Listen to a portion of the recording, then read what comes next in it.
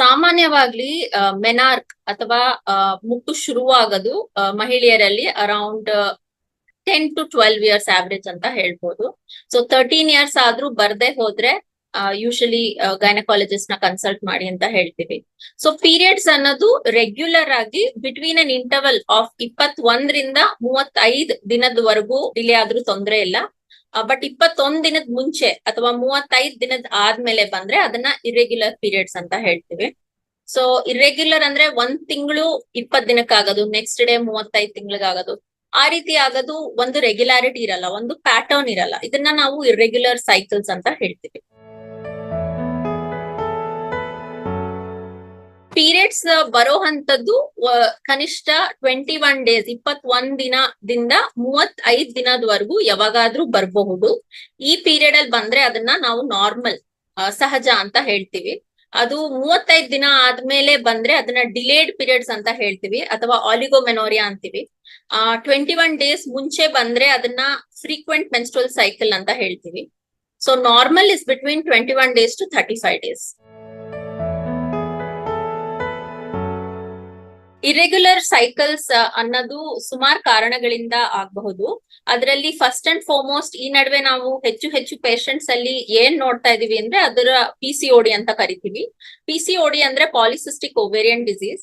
ಇದರಲ್ಲಿ hormone imbalance ಆಗಿರೋದ್ರಿಂದ ಅಂಡಾಶಯದ ಮೇಲೆ ನೀರ್ಗುಳ್ಳೆಗಳು ಫಾರ್ಮೇಶನ್ ಆಗತ್ತೆ. ಇದರಿಂದ ನಮಗೆ 14th ಡೇ ಏನು ಒಂದು ಅಂಡಾಣು ರಿಲೀಸ್ ಆಗತ್ತೆ, ಅದು ರಿಲೀಸ್ ಆಗದೇನೆ ಪೀರಿಯಡ್ಸ್ ಕೂಡ ಪೋಸ್ಟ್ಪೋನ್ ಆಗೋದಕ್ಕೆ ಚಾನ್ಸ್ ಇರುತ್ತೆ. ಅದಲ್ದೇನೆ there are several other causes for delayed cycles. One is thyroid problems. Thyroid ಏರುಪೇರು ಇದ್ದಲ್ಲಿ ಕೂಡ ಪೀರಿಯಡ್ಸ್ ಗೆ ಅಫೆಕ್ಟ್ ಆಗತ್ತೆ.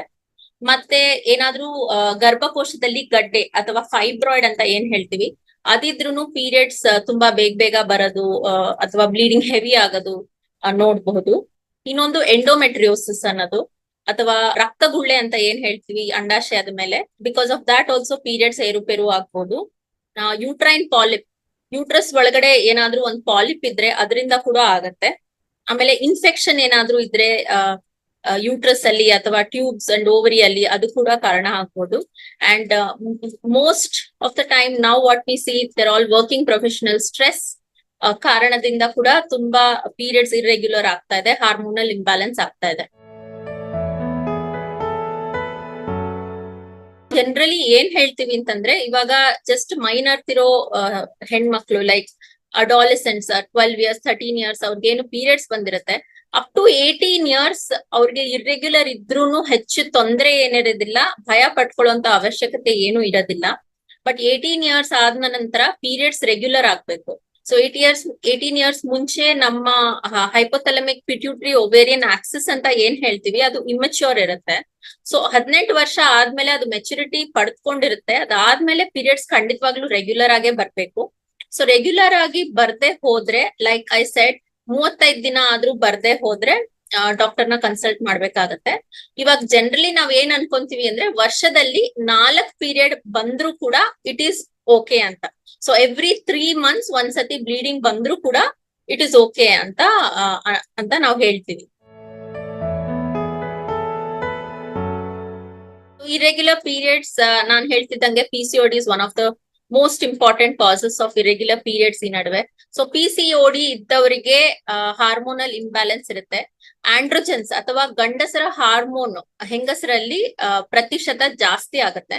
ಜನರಲಿ ಹೆಣ್ಮಕ್ಳಲ್ಲೂ ಸ್ವಲ್ಪ ಪ್ರತಿಶತ ಗಂಡಸರ ಹಾರ್ಮೋನ್ ಇರುತ್ತೆ, ಆಂಡ್ರೋಜನ್ಸ್ ಅನ್ನೋದು. ಬಟ್ PCOD ಕಾಯಿಲೆಯಲ್ಲಿ ಅದು ಹೆಚ್ಚಾಗಿರುತ್ತೆ.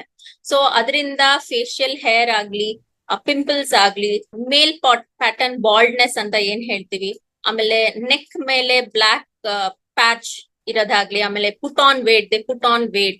ಸೊ ಇದೆಲ್ಲ ಒಂದು ಸಿಂಪ್ಟಮ್ಸ್ ಅಂತ ಹೇಳ್ಬೋದು ಇರೆಗ್ಯುಲರ್ ಸೈಕಲ್ಸ್ಗೆ. ಆಮೇಲೆ ಇರೆಗ್ಯುಲರ್ ಸೈಕಲ್ಸ್ ಇಂದ ಸುಮಾರು ಮೂಡ್ ಸ್ವಿಂಗ್ಸ್ ಆ ತರಾನು ಕಾಮನ್ ಆಗಿ ನೋಡ್ತೀವಿ ನಾವು. ಇರ್ರೆಗ್ಯುಲರ್ ಪೀರಿಯಡ್ಸ್ ಇದ್ದವ್ರಿಗೆಲ್ಲಾನು PCOD ಇದೆ ಅಂತ ಅನ್ಕೊಳ್ಳೋದು ತಪ್ಪಾಗತ್ತೆ. ಯಾಕಂದ್ರೆ ನಾನ್ ಮುಂಚೆನೆ ಹೇಳ್ದಂಗೆ ಇರ್ರೆಗ್ಯುಲರ್ ಪೀರಿಯಡ್ಸ್ಗೆ ಸುಮಾರು ರೀಸನ್ಸ್ ಇರುತ್ತೆ. ನಿಮ್ಗೆ ಪೀರಿಯಡ್ಸ್ ಈ ರೇಂಜ್ ಅಲ್ಲಿ ಇಲ್ಲ, 21 days to 35 days ರೇಂಜ್ ಅಲ್ಲಿ ಇಲ್ಲ ಅಂತಂದ್ರೆ ನಿಮ್ಮ ಡಾಕ್ಟರ್ನ ಭೇಟಿ ಮಾಡಿ. ಸೊ ಅವ್ರು ಏನಕ್ಕೆ ಈ ರೀತಿ ನಿಮ್ಗೆ ತೊಂದರೆ ಆಗ್ತಿದೆ ಅಂತ ಇವ್ಯಾಲ್ಯೂಯೇಟ್ ಮಾಡಿ ನಂತರ ನಿಮ್ಗೆ ಏನ್ ಕಾರಣ ಅಂತ ತಿಳಿಸಿ ಅದ್ರ ತಕ್ಕ ಹಾಗೆ ಟ್ರೀಟ್ಮೆಂಟ್ ಕೊಡ್ತಾರೆ. ಟೀನೇಜರ್ಸ್ ಅಲ್ಲಿ ಇರೆಗ್ಯುಲರ್ ಸೈಕಲ್ಸ್ ಆಗೋದು ಸುಮಾರು ಕಾಮನ್. ಮೈನರ್ ಮೇಲೆ early teenage and teenage up to 18 years ನಮ್ಮ hypothalamus pituitary and ovarian axis ಅಂತ ಏನ್ ಹೇಳ್ತೀವಿ, that is responsible for periods, ಅದು ಸ್ವಲ್ಪ ಇಮ್ಮೆಚ್ಯೂರ್ ಇರುತ್ತೆ. ಅದಕ್ಕೆ ಮೆಚುರಿಟಿ ಬರೋದು 18 ಇಯರ್ಸ್ 20 ಇಯರ್ಸ್ ಆದ ನಂತರ. ಸೊ ಟೀನೇಜರ್ಸ್ ಅಲ್ಲಿ irregular periods is common. So nothing much to worry, but ಒಂದ್ಸತಿ ನಿಮ್ ಡಾಕ್ಟರ್ ಹತ್ರ ಭೇಟಿ ನೀಡಿ ಏನು ಹಾರ್ಮೋನಲ್ ಇಂಬ್ಯಾಲೆನ್ಸ್ ಇದೆಯೋ ಇಲ್ವೋ ಅಂತ ಕಂಡು ಹಿಡಿಯೋದು ಉತ್ತಮ. ಇರ್ರೆಗ್ಯುಲರ್ ಸೈಕಲ್ಸ್ ನ ನಾರ್ಮಲೈಸ್ ಮಾಡೋದು very important, especially in women who are trying to conceive. ಅಂದ್ರೆ ಇವಾಗ ಮಗು ಮಾಡ್ಕೊಳ್ಬೇಕು ಅಂತ ಯೋಚನೆ ಮಾಡ್ತಿರೋರ್ಗೆ ರೆಗ್ಯುಲರ್ ಆಗಿ ಪೀರಿಯಡ್ಸ್ ಇರೋಂಥದ್ದು ತುಂಬಾ ಮುಖ್ಯ ಆಗತ್ತೆ. ಸೊ ಪೀರಿಯಡ್ಸ್ ನ ರೆಗ್ಯುಲರ್ ಮಾಡಕ್ಕೆ ನಾವು ಫಸ್ಟ್ ಲೈಫ್ ಸ್ಟೈಲ್ ಚೇಂಜಸ್ ಹೇಳ್ತೀವಿ. ತೂಕ ಏನಾದ್ರೂ ಹೆಚ್ಚಿದ್ರೆ ಕಮ್ಮಿ ಮಾಡ್ಕೊಳಕ್ ಹೇಳ್ತೀವಿ. ಆಮೇಲೆ ಹೆಲ್ದಿ ಡಯಟ್, ಯೋಗ ಅದೆಲ್ಲ ಮಾಡ್ಲಿಕ್ಕೆ ಹೇಳ್ತೀವಿ. ಅದೆಲ್ಲ ಆದ್ಮೇಲೆ ಐಡಿಯಲ್ ವೇಟ್ ರೀಚ್ ಆದ್ಮೇಲೆ so most of the woman automatic ಆಗಿ ಪೀರಿಯಡ್ಸ್ ರೆಗ್ಯುಲರ್ ಆಗತ್ತೆ. ಸೊ ಸ್ವಲ್ಪ ಜನ ವೇಟ್ ಲಾಸ್ ಮಾಡಕ್ಕೆ ಕಷ್ಟ ಆಗ್ತಾ ಇರತ್ತೆ, ಅಂತವ್ರಿಗೆ ನಾವು ಮೋಟಿವೇಟ್ ಮಾಡಿ ಅಟ್ಲೀಸ್ಟ್ 5%, 5% ವೇಟ್ ಆದ್ರೂ ಬಾಡಿ ವೇಟ್ ನ ಕಮ್ಮಿ ಮಾಡಿದ್ರು ಕೂಡ ಪೀರಿಯಡ್ಸ್ ರೆಗ್ಯುಲರ್ ಆಗತ್ತೆ ಅಂತ ಅಶ್ಯೂರೆನ್ಸ್ ಕೊಟ್ಟು we will counsel them. So even then ಸ್ವಲ್ಪ ಜನ ವೇಟ್ ಲಾಸ್ ಆಗ್ಲಿಲ್ಲ, ಪೀರಿಯಡ್ಸ್ ರೆಗ್ಯುಲರ್ ಆಗ್ಲಿಲ್ಲ ಅಂತಂದ್ರೆ ಲೋ ಡೋಸ್ ಆಫ್ ಹಾರ್ಮೋನ್ಸ್ ಶುರು ಮಾಡ್ತೀವಿ. So day 1 or day 2 of periods ಇಂದ 21 days ವರ್ಗು ಆ ಹಾರ್ಮೋನ್ಸ್ ನ ಕೊಡ್ತೀವಿ. So it kind of regular ಆಗತ್ತೆ ಪೀರಿಯಡ್ಸ್ ಅವಾಗ. ಸೈಕಲ್ಸ್ ನ ರೆಗ್ಯುಲರ್ ಆಗಿ ಇಟ್ಕೋಬಹುದು ಡೆಫಿನೆಟ್ಲಿ. ನಮಗೆ ಹೆಲ್ದಿ ಡಯಟ್ ಯಾವಾಗ ತಗೋತೀವಿ, ಹೆಚ್ಚು you can notice yourself. ಆ ತಿಂಗಳೇನಾದ್ರೂ ನೀವು ತುಂಬಾ ಹೊರಗಡೆ ಫುಡ್ ಏನಾದ್ರೂ ಕನ್ಸ್ಯೂಮ್ ಮಾಡಿದ್ರೆ ಆಟೋಮ್ಯಾಟಿಕ್ ಆಗಿ ಸೈಕಲ್ ಡಿಲೇ ಆಗತ್ತೆ. ಅಥವಾ ತುಂಬಾ ಆಯಿಲಿ ಫುಡ್ ಏನಾದ್ರೂ ಕನ್ಸ್ಯೂಮ್ ಮಾಡಿದ್ರು ಕೂಡ ಪೀರಿಯಡ್ ಡಿಲೇ ಆಗೋದು ಸಹಜ. And if you put on weight, ಇವಾಗ ಓವರ್ 2-3 months ಏನಾದ್ರೂ ನೀವು 3-4 kgs ಹೆಚ್ಚಾಗಿದ್ರು ಅವಾಗ್ಲೂ ಕೂಡ ಸಡನ್ ಆಗಿ ಪೀರಿಯಡ್ಸ್ ಇರ್ರೆಗ್ಯುಲರ್ ಆಗಂತದ್ದು.